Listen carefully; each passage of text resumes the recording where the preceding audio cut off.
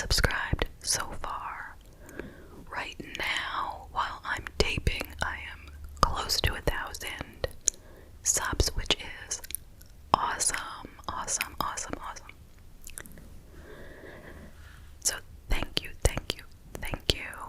And if you're not yet subscribed, please consider subscribing. I'm going to be doing a video every week on Monday nights at 6 p.m. And if you like regular ASMR, you can also check out my main channel, My ASMR Addiction, which is in the description. Alright, so let's go ahead and get started. I'm doing a really well-known and extremely popular case today, and that is the heartbreaking story of poor little Kaylee Anthony. The reason why I'm doing it is not because I think a lot of people haven't heard it, because I think probably the majority of you guys have heard it. If you haven't, you're going to be shocked today. But this case brings up so much emotion for me, and that is why I wanted to discuss it today. Alright, so just in a nutshell, I'm just going to give you the basics, and then I have a bunch of notes to give you all the specifics, okay?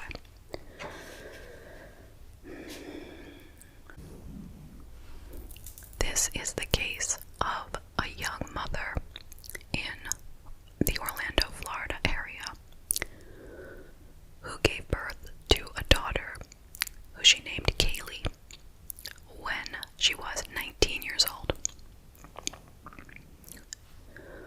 When she was 22 and Kaylee was 2.5. Kaylee went missing, but Casey never reported it or told anybody or did anything. And it wasn't until the grandmother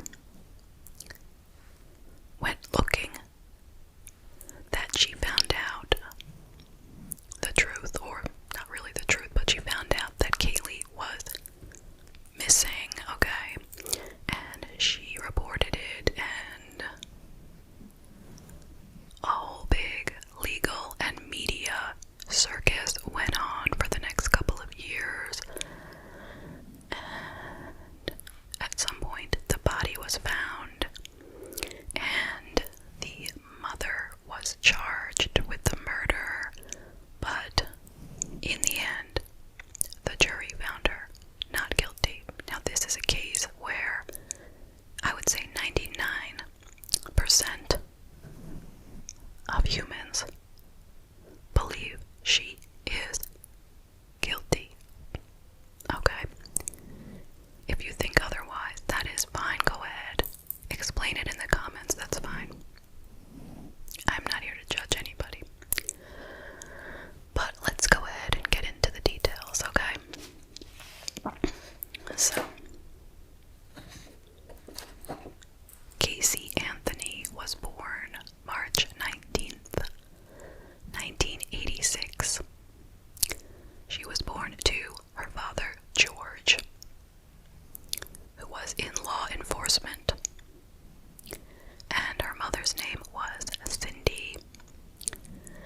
She also had an older brother named Lee, L-E-E, and their relationship was pretty much strained for most of their lives.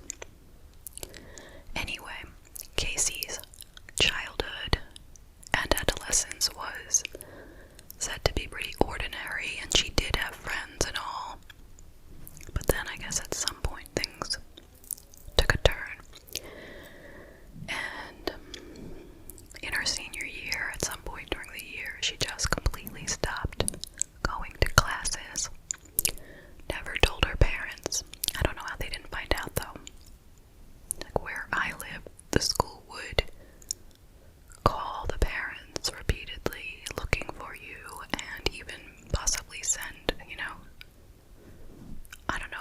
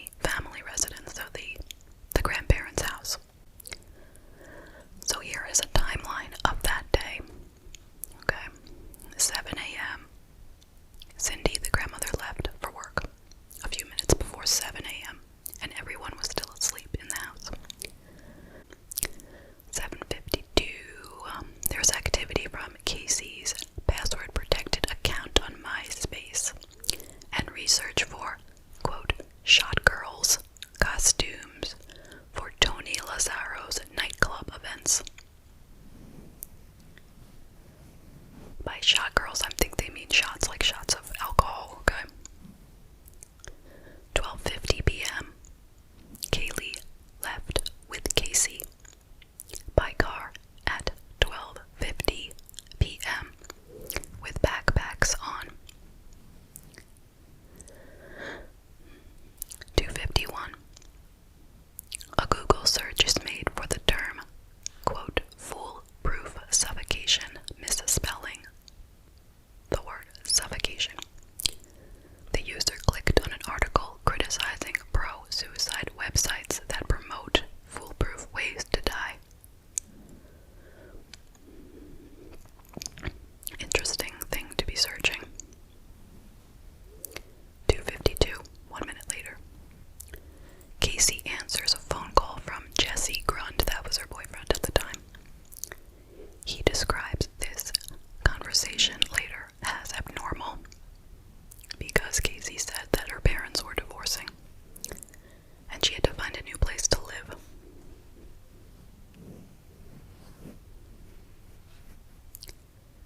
And that wasn't true, they weren't divorcing. Okay, between 4:10 and 4:14, Casey made 6 unanswered calls to her mother. And then at 7:54 p.m., she and Lazaro, who is Lazaro?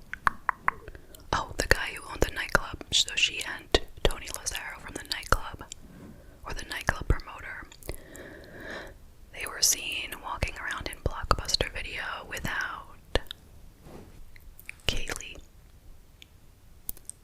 So we should assume at this point, Kaylee is gone. Alright. So now, June 20th, 2008. 4 days later, Casey is captured in photos partying at a nightclub and participating in the hot body contest. So she doesn't seem like a woman who's particularly worried that her daughter is now missing. Okay. But nobody knows she's missing yet. Except Casey. She knows. Alright, now, skipping ahead to July 15th, same year. So what happened was, the grandparents got a call that the car that Casey had been using was in the impound lot, and they needed to come pick it up and pay for it. So George went to get the car, and he noticed that it smelled of death. Okay, and since he was previously in law enforcement, he said he knew exactly what that smell was.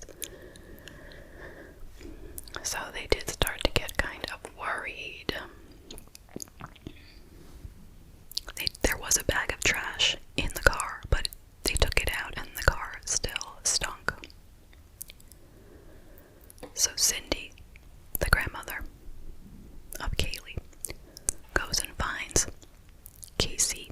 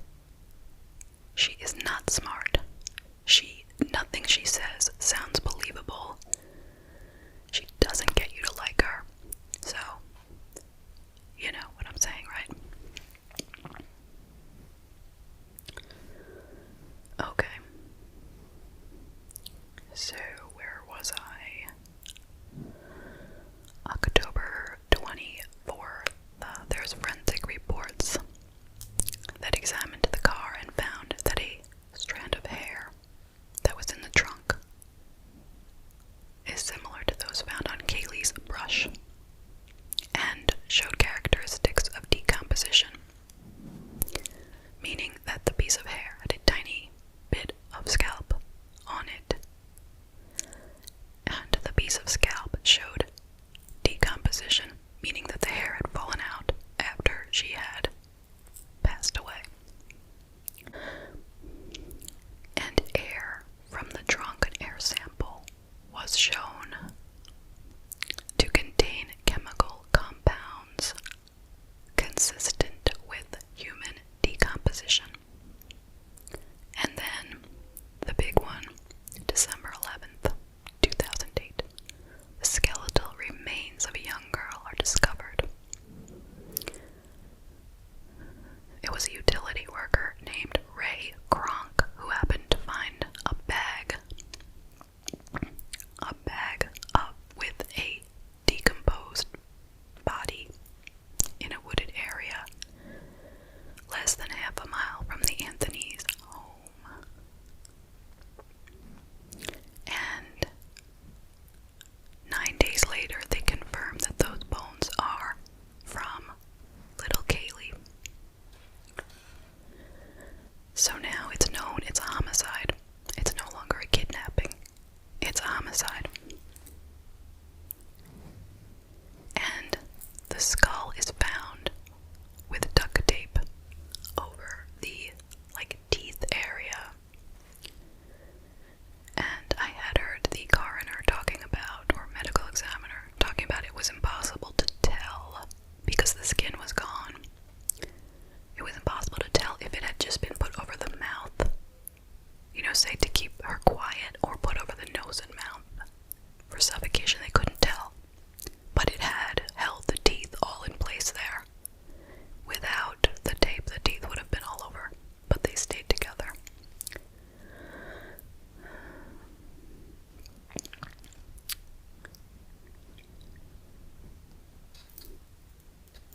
So no one is ever able to figure out an exact cause of death. They don't know. They don't have enough left other than the bones to say for sure, what had happened. So now the court case, which was nearly 3 years after Kaylee first went missing, May 24th, 2011. So here's the thing. The prosecutor, their case was that Casey was a young girl who was much more interested in being single and free of children than being a mother. And that's not super unusual, but in this case, it was important enough for her to kill her little baby just so she could be free to go to bars and parties, spend time with her boyfriend and all that.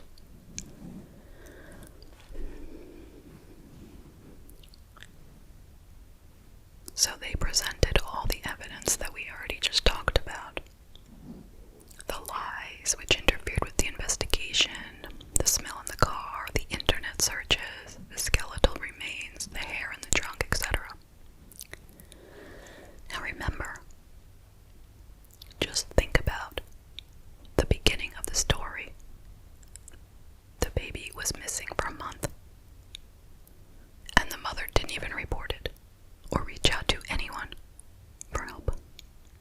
It was like nothing had happened, and she really didn't seem to even care that her daughter was missing, and she made up lies so that the police couldn't even help her properly. Why would that be? Most of us would say because she knew there was nothing to be looked for. She knew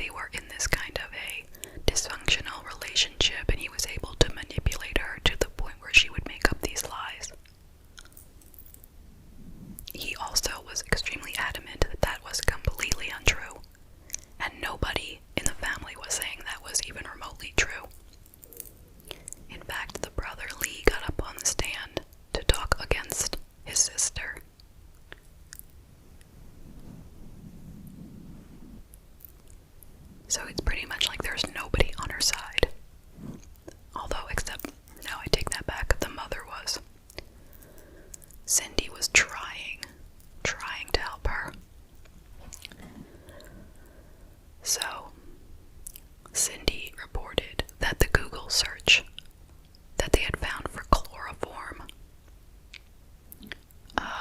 was actually her. She said she looked up chlorophyll, but she spelled it wrong, and it came up chloroform. So it was all her. It was nobody else. Does that seem likely? Who's even looking up chlorophyll? At her age, she's not taking like plant biology class or whatever. Why would she be looking that up? And if she was looking it up, then why wouldn't she go ahead and correct it, and then they would show, articles for chlorophyll being read, but there wasn't that, so that doesn't make sense. She also said that the stain that was found in the trunk that was supposedly caused from Kaylee's body came with the car.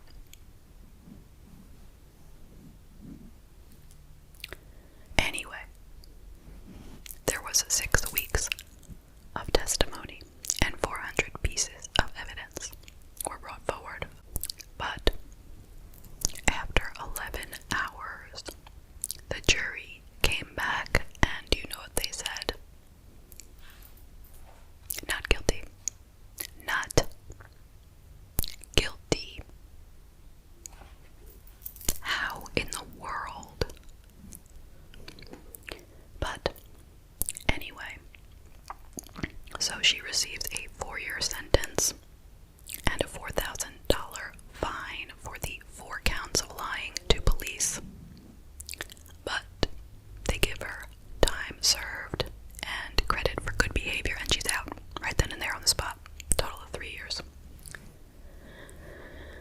July 17th, 2011, she's out. She's free. Free as a bird.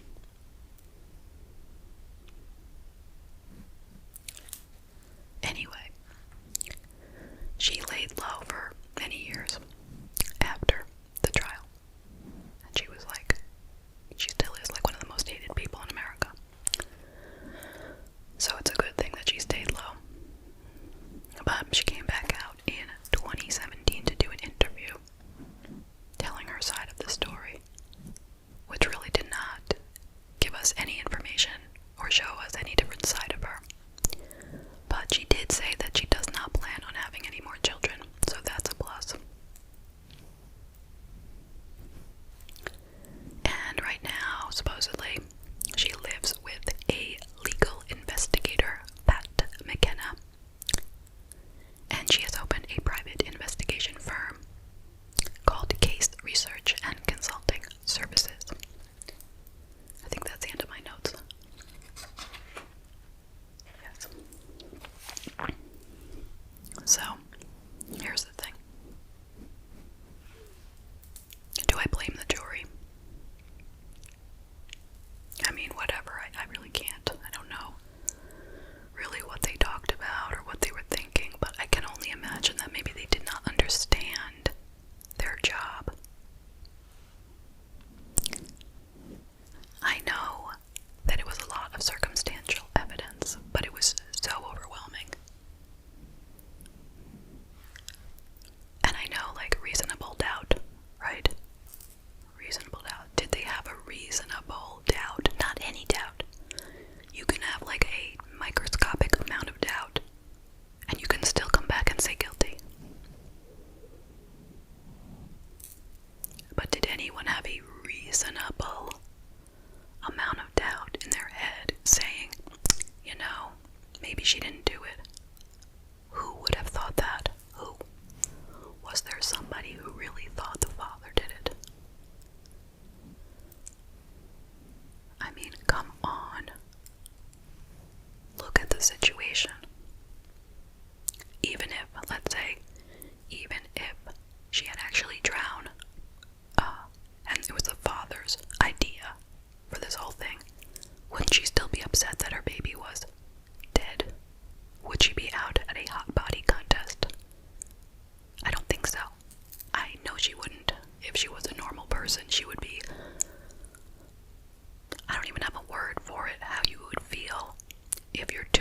2.5-year-old died. That is like literally one of the worst, maybe the worst thing that can happen to a person.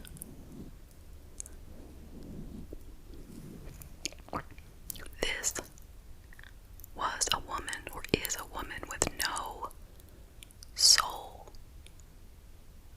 I mean, what makes it so terrible, and what makes her so awful, is that even like horrible, evil women usually still wouldn't want to hurt their own baby. You know, unless they were psychotic, but we're not talking about that. Nobody ever mentioned her being psychotic at any point. Okay. She wasn't hearing voices, she wasn't seeing things, she didn't have a break with reality. She knew what was going on. She's not psychotic. And she's a person. Not only does she not care about human life, and thinks nothing of ending a life just so she